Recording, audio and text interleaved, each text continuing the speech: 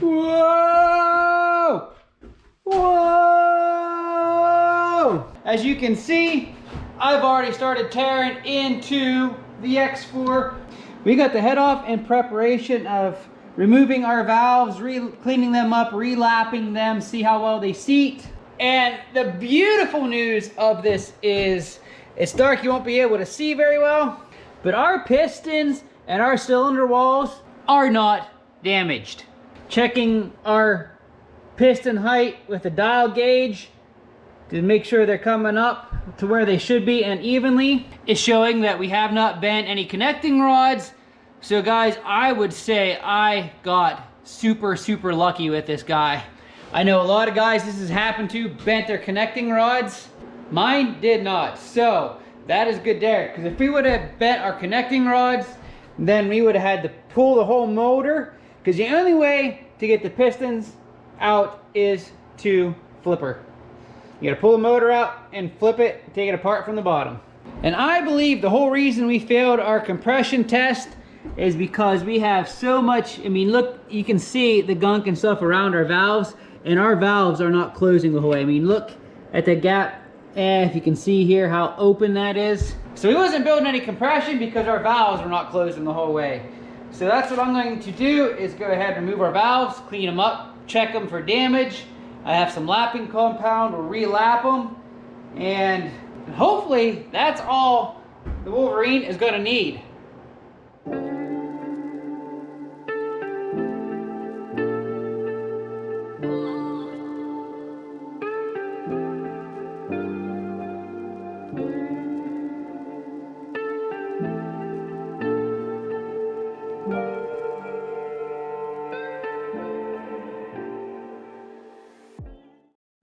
All right, we got all our valves out, and now we can really see why we were failing our compression testing. I mean, look at the crud that was keeping our valves from closing and sealing. Hence, we were failing our compression test. The valves themselves look to be okay. They just need cleaned up. And again, all the crud, look at the mud. So I'll clean all these valves up, inspect them very closely, replace any that has any damage, clean our head up here. I got some valve lapping or valve grinding compound that we will take.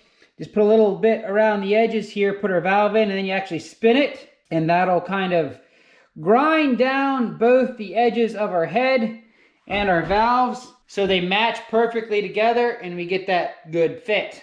And we should be ready for reassembly then. Again, I got super lucky, I think.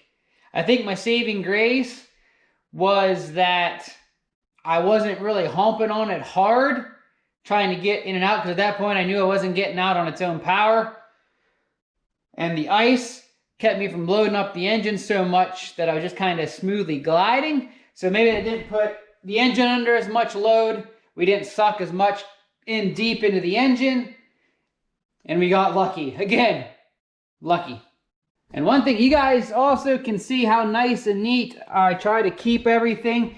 I label everything so it has its own special place.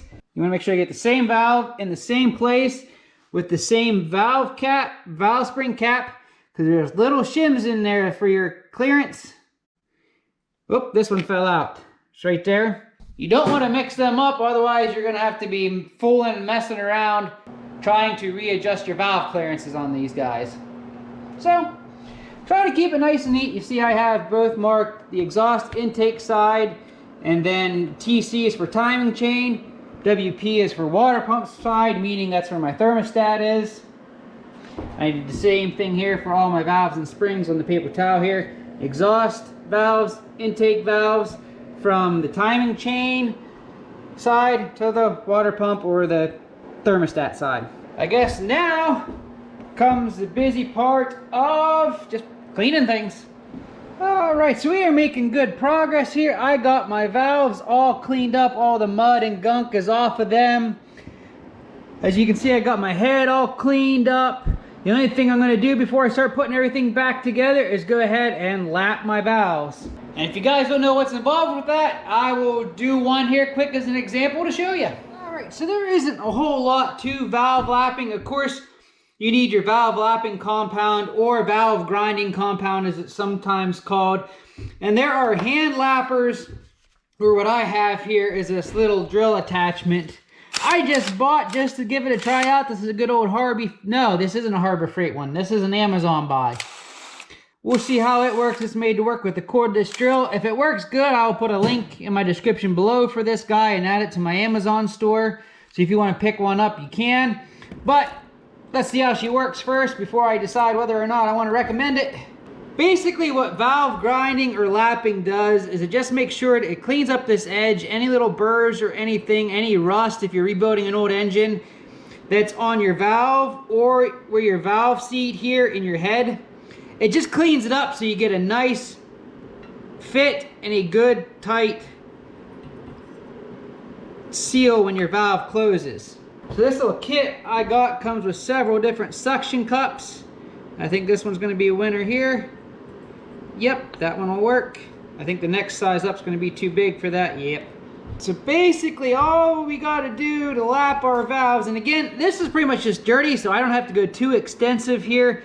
It doesn't seem to be any damage or anything to my valves or my valve seats. We're just kind of going to clean them up.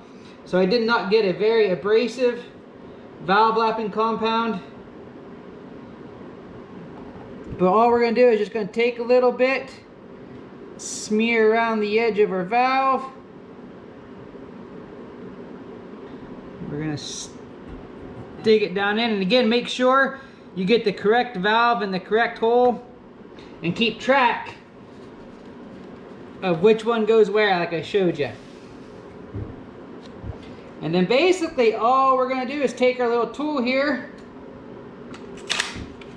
We're going to suction it fast. Whew, probably should clamp this down. Might be a good idea to clamp it down. And then we're just going to turn, lifting as we go. The suction cup's not suctioning very well.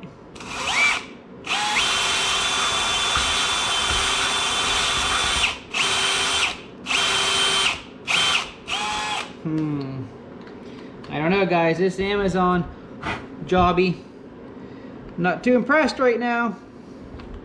Suction cup's really not suctioning to the valve. Well, there's one strike for the old Amazon-y valve lapping tool. We may have to go back to my good old-fashioned hillbilly way.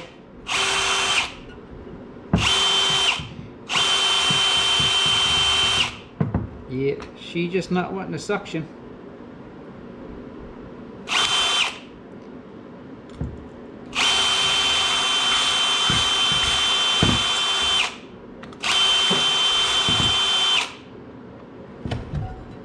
So guys, I don't know if I will recommend this suction cup or this valve lapping tool, because it is not working. So I'm going to show you the hillbilly way. Here is the hillbilly way of lapping valves. We see we got our next valve here. What we'll do is we'll go ahead and put the compound around there, stick this in place, and then from the back side here, we're going to take this piece of hose, it's the appropriate size, stick that on the valve stem, and then we can put this in our drill, and this will then work to spin it.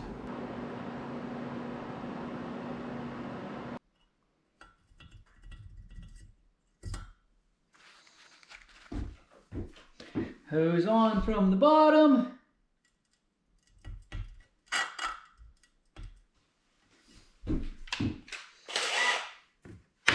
I'm just going to stick her in the drill. And you can see as I run the drill, she turns.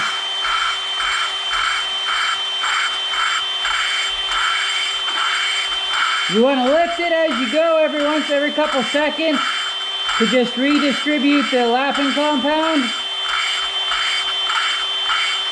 And you don't need to apply a lot of pressure.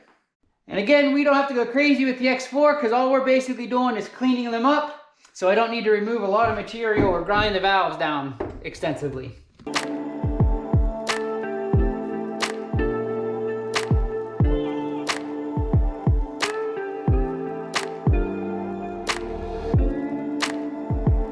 And here's just a little benchtop comparison, you guys.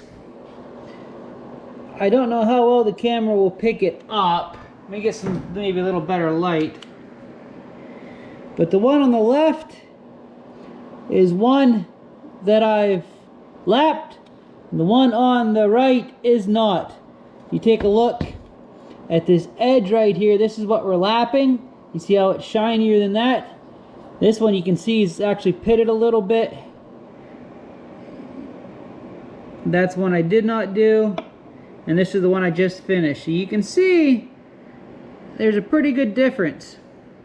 All right, valve seats all cleaned up, ready to go back together, which I'll actually spray these down and clean them up really good as I assemble this, which my head gasket came today. So that means we are ready to start reassembling this guy. So we're about halfway there to bringing life back into the X4. So again, valve lapping, not too bad of a job either. I'm not going to recommend this tool I got off of Amazon. This is the brand there. This is probably the main reason it doesn't work very well right there. Should have known better. But anyway, I showed you the hillbilly method. Hand lappers work too. And another thing, if you have these drivers like I do for a drill that you can use for your sockets, then really all you guys need to do is just buy the correct size suction cups, and you can put them on the end of one of these and use it that way. But the suction cups that came with that valve tapper tool suck too, and not in the way they're supposed to suck, being suction cups. So don't recommend that. Don't buy that off Amazon. I will not be adding it to my Amazon store. So any of you guys, again, almost there. Next episode, final cleanup as we stick stuff back together. We'll see if she starts. I gotta get this started because I got Greg bringing another project for me here probably this week sometime, which I think you guys are going to enjoy. So thanks for watching today. Thanks for liking, subscribing. I appreciate all your support. And until next time, keep on riding.